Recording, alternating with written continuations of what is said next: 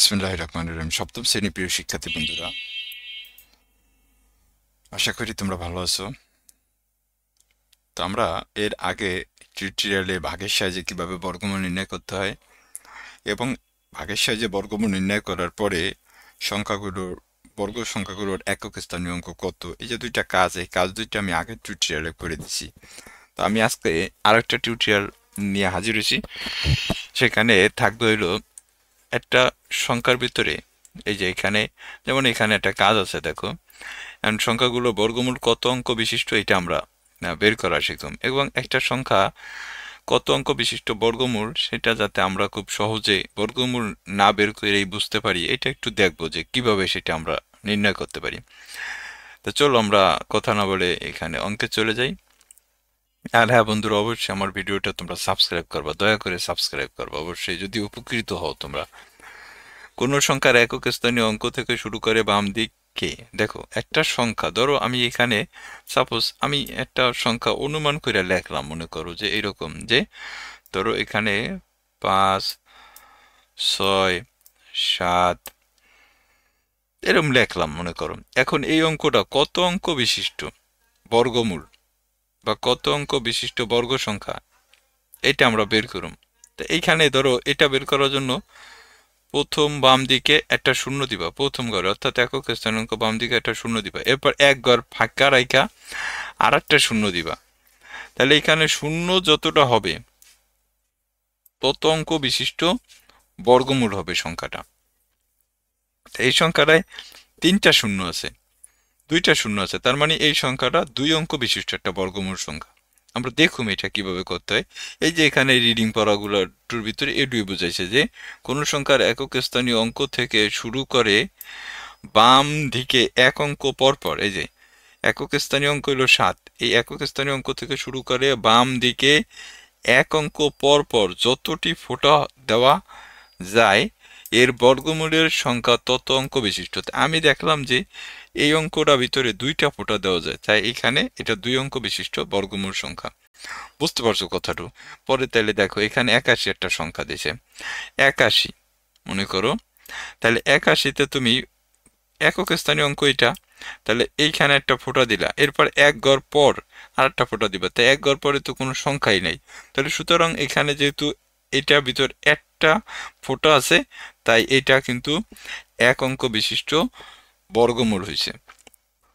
Same একইভাবে এখানে কত 100 আছে, 100। তাহলে এই ঘরে একক স্থানীয় অঙ্ক ঘরে তুমি একটা ফোঁটা দিলা, এই ঘরটা তুমি বাকি রাখলা, অর্থাৎ একটা ফোঁটা দিয়ে এক ঘর গ্যাপ রাখতে হবে, এরপরে আবার এই ঘরে একটা ফোঁটা দিলা। তাহলে 100 এই সংখ্যাটায় কয়টা ফোঁটা হয়েছে? দুইটা। তার মানে তাহলে 100 সংখ্যাটা দুই অঙ্ক বিশিষ্ট। সেম একইভাবে এখানে দেখো একটা অঙ্ক আছে 4, 7, 0, 8, 9। তাই এটা এই যে একক স্থানীয় অঙ্ক এটা এটা একটা ফোঁটা দিলা, একটা ঘর গ্যাপ রাখবা,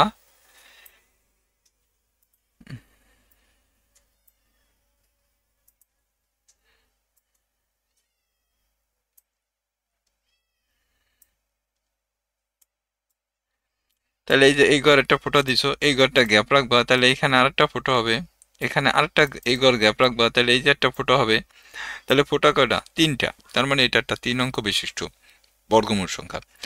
তা এই যে এখানে দেখো 81 এক অঙ্ক বিশিষ্ট বর্গমূল সংখ্যা, 100 দুই অঙ্ক বিশিষ্ট বর্গমূল সংখ্যা, 47,089 তিন অঙ্ক বিশিষ্ট বর্গমূল সংখ্যা। এইভাবে ফোঁটা দেখা দেখা বা ফোঁটার মাধ্যমে আমরা কোন অঙ্কটা কত অঙ্ক বিশিষ্ট বর্গমূল সংখ্যা হবে এটা বের করতে পারি। তা এইখানে একটা কাজ আছে, আমরা কাজটা করুন চলো।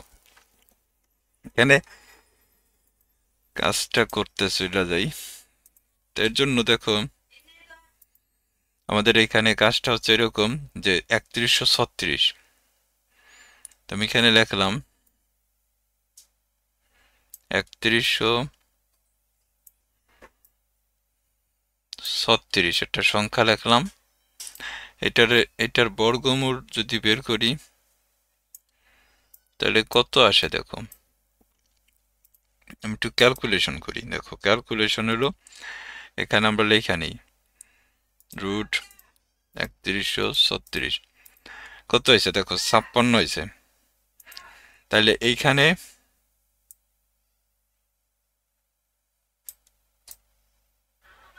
56 এটা কিন্তু কাজ, মানে লেখা নিতে পারো যে কাজ।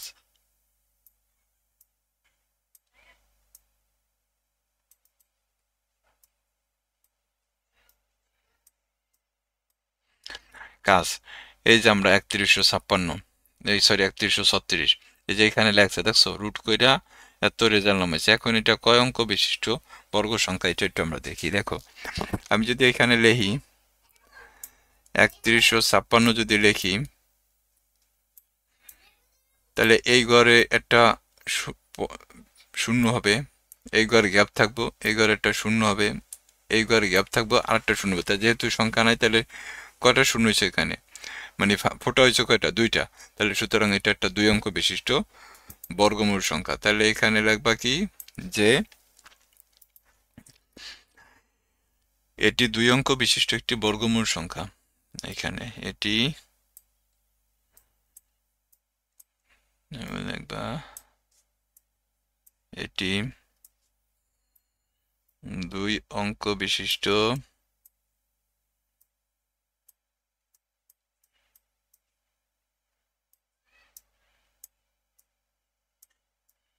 দুই অঙ্ক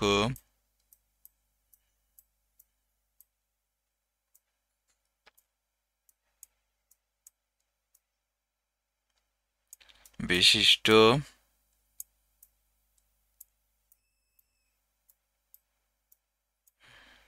বর্গমূল সংখ্যা।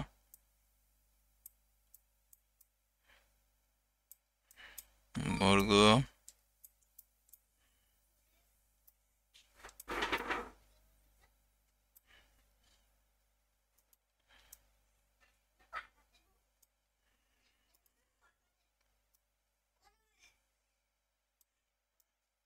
বর্গমূল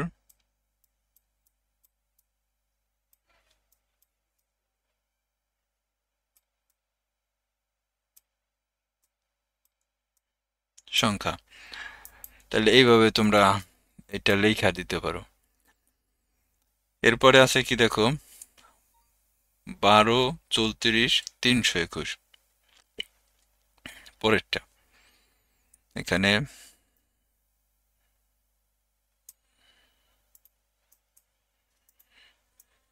12 34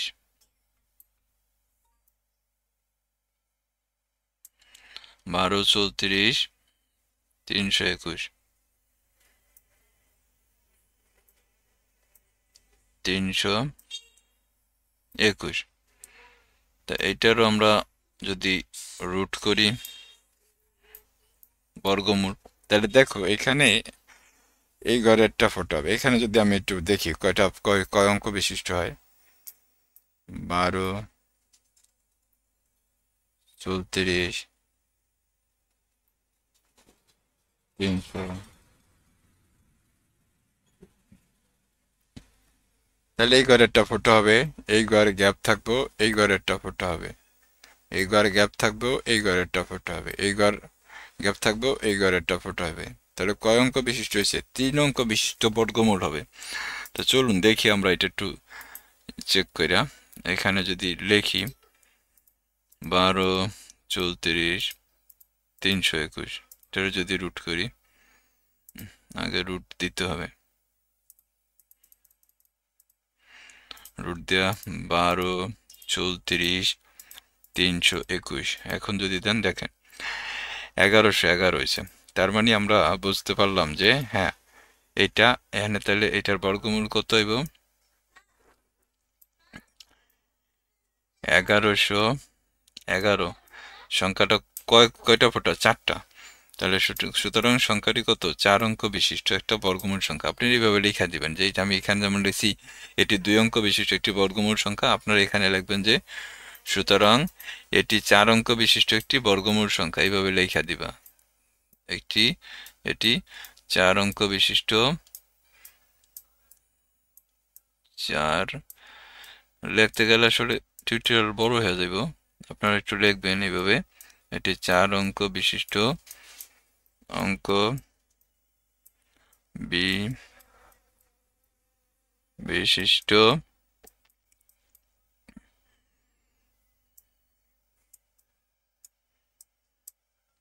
বিশিষ্ট বর্গমূল সংখ্যা।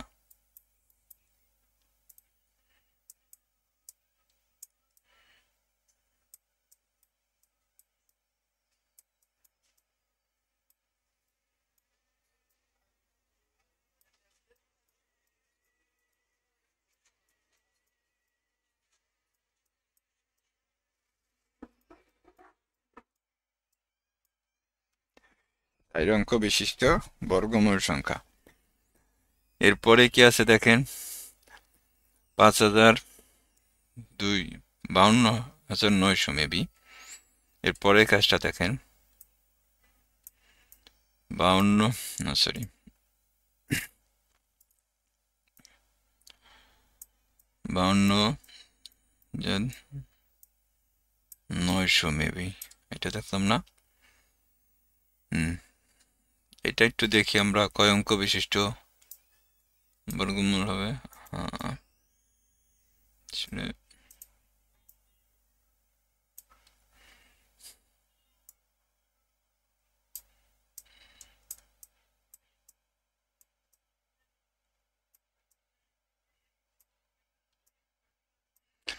এখানে যদি লিখি দেখেন 52 কত, 2 তাহলে এটা একটা ফটো হবে, এটা একটা ফটো হবে, এটা একটা ফটো হবে। এটা 3 অঙ্ক বিশিষ্ট।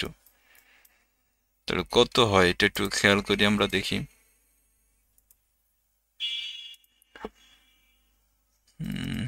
এখানে রুট 52,900, তাহলে দেখেন কত হয়েছে, 230 হয়েছে। তাহলে আমরা কি বলতে পারি যে এটা 230, এটা কি 3 অঙ্ক বিশিষ্ট, যেহেতু 3টা ফোঁটা, তাহলে এটা 3 অঙ্ক বিশিষ্ট একটা বর্গমূল সংখ্যা। আপনি এভাবে লেখা নেবেন যে এই না, যেমন এটি 4 অঙ্ক বিশিষ্ট, আপনি লিখবেন এটা 3 অঙ্ক বিশিষ্ট বর্গমূল সংখ্যা। তো এইভাবে আপনারা কাজগুলা করবেন, তাহলে দেখা গেছে ভালো হবে। আচ্ছা ঠিক আছে, এরপরে আমাদের এখানে আর 2টা অঙ্ক আছে, এই 2টা যদিও করা আছে, আমি এখান থেকে একটু বুঝিয়ে দিতেছি। দেখেন 8,655 থেকে কোনো ক্ষুদ্রতম সংখ্যা বিয়োগ করলে বিয়োগফল একটি পূর্ণবর্গ সংখ্যা হবে। অর্থাৎ এখানে 8,000, আপনি যারা আগের টিউটোরিয়ালে ভাগের সাহায্যে কিভাবে বর্গমূল নির্ণয় করতে হয় এটা যারা বুঝতে পারছেন বা দেখছেন, তারা আশা করি এইটাও বুঝতে পারবেন। এখানে দেখেন 86,500, আমরা জানি যে এই অঙ্কগুলা যখন এইভাবে করতে হয়, অর্থাৎ 86,500 এইটারে যখন আপনি ভাগের সাহায্যে বর্গমূল করবেন, তখন এখানে একটা খারাপভাবে ভাগ চিহ্ন দাগ দিতে হয়, এরপর জোড়া জোড়া এখানে রেখা নিতে হয়।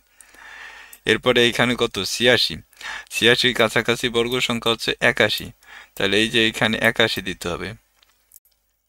81, এটা লাল কলম দিয়ে করি। এখানে যে দেখেন 81, এটা থেকে এটা বিয়োগ করলে কত থাকে দেখেন, 5 থাকে। এরপরে 8টা মিলারে শুনে, এখন আপনি কি করবেন, এই জোড়া নামাইতে হইব। এই যে এখানে যে 55 আছে, এই 55ই নামাইতে হইব।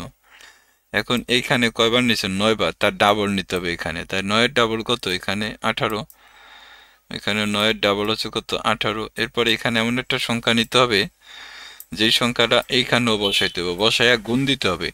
দেখেন 3 দিয়া 3-এর গুণ দিলে 3 3 9, 3 আর 24 60, এটাকে 3 5 3 কে 3 আর 1 60, এটা বিয়োগ করলে কত দেখেন 6 আসে। এখন যদি আপনি এই যে মূল সংখ্যা কত 86,500, এইখান থেকে যদি ভাগশেষ কত 6, এই 6 যদি আপনি বাদ দিয়ে দেন, মানে ভাগশেষটা যদি 86,500 থেকে বিয়োগ করেন, এরপর যদি সংখ্যাটা বর্গমূল করেন, তাহলে দেখবেন যে সংখ্যাটা একটা বর্গ সংখ্যা হয়ে যাবে। অর্থাৎ এটা এইভাবে দেখবেন, এই যে এখানে কত আপনি লিখবেন যে 86,000 কত ছিল, 86,055 ছিল, 86,55 ছিল, 55, এটা থেকে মাইনাস করবেন কত 6, ভাগশেষটা মাইনাস করবেন, কত আসে 86 49 আসে। তো এইখানে রুট দিবেন, 86 49 রুট দেন, তাহলে দেখেন বর্গ সংখ্যা বের হয়ে গেছে। এইভাবে অর্থাৎ ভাগশেষটা 6 রয়েছে, এই ভাগশেষটা যদি আপনি এই 86,055 থেকে বিয়োগ করে বর্গমূল করেন তাহলে একটা পূর্ণবর্গ সংখ্যা পাইবেন, ঠিক আছে। তো এখানে এটাই বলছে যে কোন ক্ষুদ্রতম সংখ্যা বিয়োগ করলে, তাহলে সুতরাং 6 নির্ণয় ক্ষুদ্রতম সংখ্যাটি কত হবে, 6 হবে। পরের অঙ্কটা দেখেন আবার, একক দশক শতক হাজার অযুতক 6,51,201, এখানে 6,51,201 একটা সংখ্যা আছে, 6,51,201 একটা সংখ্যা আছে। তো এইটার যদি আপনি বর্গমূল করতে যান তাহলে প্রথমে কি করতে হবে, জোড়ায় জোড়ায় আপনাকে এখানে টানতে হবে। এখানে কত, 65। দেখেন 65 কাছাকাছি বর্গ সংখ্যা কিন্তু 64, তাহলে 8 8 64 হবে। এনে বিয়োগ করলে কত থাকে, 1 থাকে। এরপর কি করবেন, এই জোড়া নামাইবেন, তাহলে এখানে কয়বার নিছেন, 8 নিছেন, এটা ডাবল করতে হবে, 16 হবে। এখন দেখেন এখানে আছে কত, 112, এখানে 16 হয়েছে। এখন যদি আপনি এখানে 1 দেন, এই 1 আবার যদি এইখানেও বসান, এই যে এই 1 দিলেন আর এইখানেও 1 দিলেন, তাহলে দেখেন আপনার কি হয়, এই 1 দিয়ে 161 গুণ দিলে 161 বোঝায় 112 থেকে বড়, তাহলে বড় সংখ্যা তো এখানে নেওয়া যাবে না, এখানে নিতে হবে ছোট সংখ্যা। এর জন্য আমি এখানে 1 বসাইতে পারব না, এখানে আমার বসাইতে হবে কত, 0 বসান, 0। দেখেন 0 বসাইলে 0 দিয়া এখানেও 0 দেন, 0 দিয়া যে কোনো সংখ্যা গুণ দিলে জানেন যে 0 হবে। এখন যদি আপনি এই 0 থেকে 112 বিয়োগ করেন তাই এই 112ই হবে। এখন এখানে কত, আর একটা জোড়া নামাবেন, জোড়া কত, এখানে 0 1 নামবো। এখানে কয়বার নিয়েছিলেন, 80, 80 ডাবল কত, 160। এখন এখানে জানিবেন তার ডাবল এখানে বসাইতে হবে।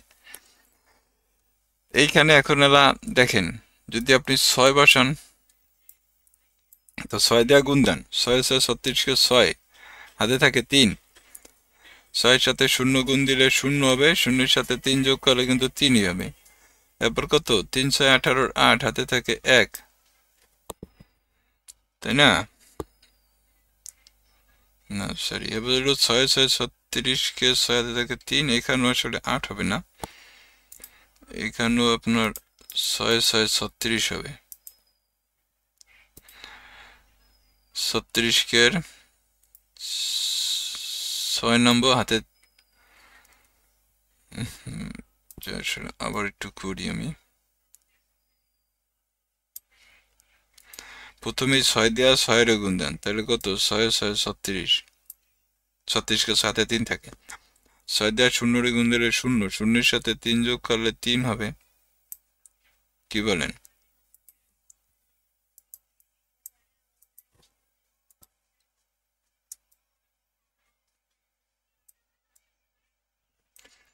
আবার 6 দেওয়া 6 এর গুণ দিলে 6 6 36, 36 কে 6 হাতে থাকে 3, 6 কে 6 আর 3 কত, 9।